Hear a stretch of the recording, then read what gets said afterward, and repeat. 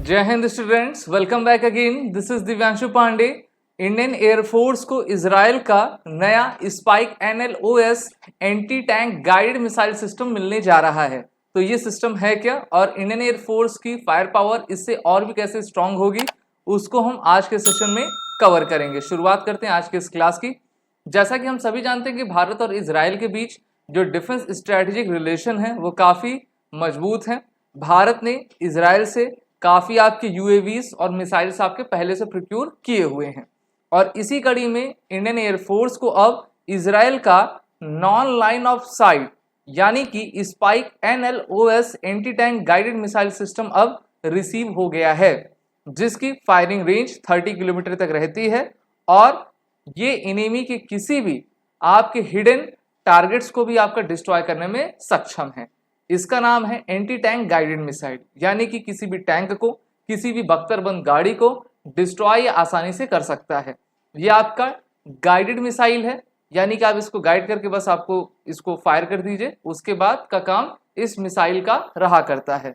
तो ये काफ़ी बेहतरीन मिसाइल है और ऑफिशियल्स का कहना है कि इस एंटी टैंक गाइडेड मिसाइल्स को अभी आपका ट्रायल्स के लिए भेजा गया है, जिससे कि हमारे इंडियन फोर्स के जो ऑफिसर्स हैं, जो क्रू मेंबर्स हैं, इससे रिलेटेड ट्रेनिंग करके इसको जल्द से जल्द अपने एयरफोर्स में रूटीन में कमीशन करें और इसका हम जो है ट्रायल करने के बाद इसको सही तरीके से यूटिलाइज कर पाएं। NLOS जो मिसाइल है वो कंबाइन की गई है रशियन ओरिजिन Mi-17V5 हेलीकॉप्टर से। इसको भारत ने रशिया से खरीदा हुआ है और जब आप हेलीकॉप्टर में इस प्रकार की मिसाइल जब लगाओगे तो ये इनेमी के दूर स्थित ऑब्जेक्ट को भी निशाना आसानी से बना सकेगी, क्योंकि हम सभी जानते हैं जैसे आप भारत का एक ध्रुवास्त्र है जिसको हेलिना कहा जाता है ना, तो हेलिना क्या है, ध्रुव हेलीकॉप्टर से उसको हम फायर करते हैं, वो भी एक एंटी टैंक गाइडेड मिसाइल है, लेकिन उसकी रेंज सिर्फ 7 किलोमीटर तक है। हमको और भी लॉन्ग रेंज की मिसाइल चाहिए थी, इस कारण से इस मिसाइल को आपको प्रोक्योर किया गया है और Mi-17V5 हेलीकॉप्टर जो कि डबल इंजन का हेलीकॉप्टर, उस पर इसको आपका लगाया जाएगा। यूक्रेनियन फोर्सेस ने इस एंटी टैंक और एंटी एयरक्राफ्ट मिसाइल को जो कि वेस्टर्न यूरोपियन नेशंस के द्वारा दी गई थी, तो उसको जो है रशिया यूक्रेन कॉन्फ्लिक्ट में काफ़ी यूज़ कर भी रहा है और कई प्रकार के man portable anti guided missile भी इस्तेमाल किए जा रहे हैं। तो इसी आपके ऑनगोइंग प्रोसेस में भारत के द्वारा भी इजराइल से ये प्रोक्योरमेंट की गई है। अभी इजराइल ने फिनलैंड को, आपको याद होगा, डेविड स्लिंग मिसाइल सिस्टम को 344 मिलियन US डॉलर के साथ देने का अपना अप्रूवल दे दिया है। तो इजराइल यूक्रेन की मदद कर रहा है और हम भी इजराइल से ले रहे हैं, क्योंकि इजराइल की जो टेक्नोलॉजी है वो काफ़ी बेहतरीन है। बाराक 8 जैसी मिसाइल्स भी हम इजराइल से ही लिया करते हैं, जिसको इंडियन नेवी की डिस्ट्रॉयर और फ्रिगेट्स में लगाया जाता है। बात रहती है चाइनीज पोजीशन की, जिसकी पोजीशन ईस्टर्न लद्दाख के आपके लाइन ऑफ एक्चुअल कंट्रोल पे है। तो वहाँ पर हमारी इंडियन एयरफोर्स अपने फायर पावर को बढ़ाने के लिए इस टाइप की मिसाइल को अपने Mi-17 हेलीकॉप्टर्स में आपका लगाएगी, जिससे कि हम माउंटेन के पार बैठे जो है इनेमी के व्हीकल्स को भी टारगेट आसानी से कर सके।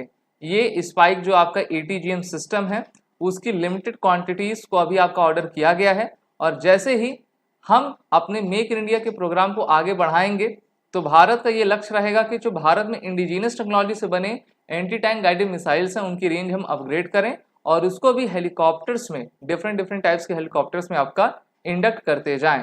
तो ये एयर लॉन्च NLOS ATGM है जो कि ग्राउंड टारगेट को स्ट्राइक आपका कर पाएगा और वो भी अपोजिशन के टैंक को या फिर रेजिमेंट को काफ़ी नुकसान पहुंचा पाएगा। यहाँ पर आप इसकी तस्वीर भी देख पा रहे हो, 30 किलोमीटर तक इसकी आपकी रेंज है।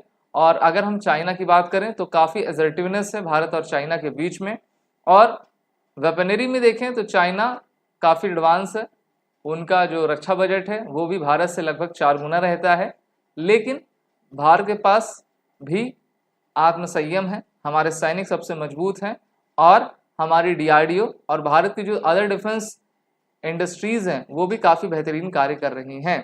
लेकिन जहाँ तक हमको इंपोर्ट करने का रहता है, इंपोर्ट हम करेंगे, लेकिन भारत सरकार ने कहा है कि ज़्यादा से ज़्यादा हम अपने आत्मनिर्भर भारत के अभियान को बढ़ाते हुए खुद की इंडिजीनियस टेक्नोलॉजी आपका बनाते जाएं।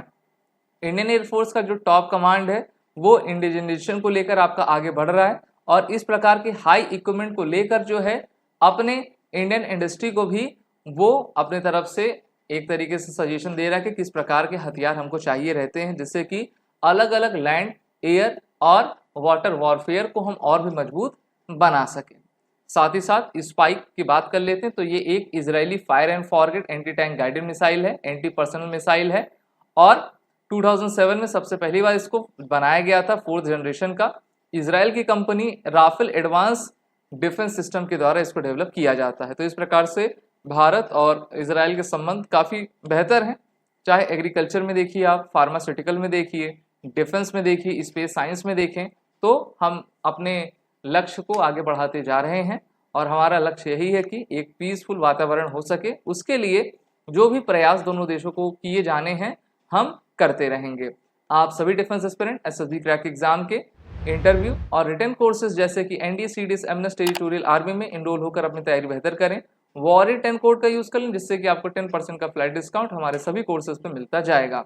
जय हिंद। अगर आप एक डिफेंस एस्पिरेंट हैं और SSB interview, NDA, CDS, AFCAT जैसे एग्जाम्स के लिए प्रिपेयर कर रहे हैं तो आप एसएसबी क्रैक एग्जाम्स के कोर्स को चेक करना ना भूलें। आप हमारी लर्निंग एप्लीकेशन को गूगल प्ले स्टोर से भी डाउनलोड कर सकते हैं।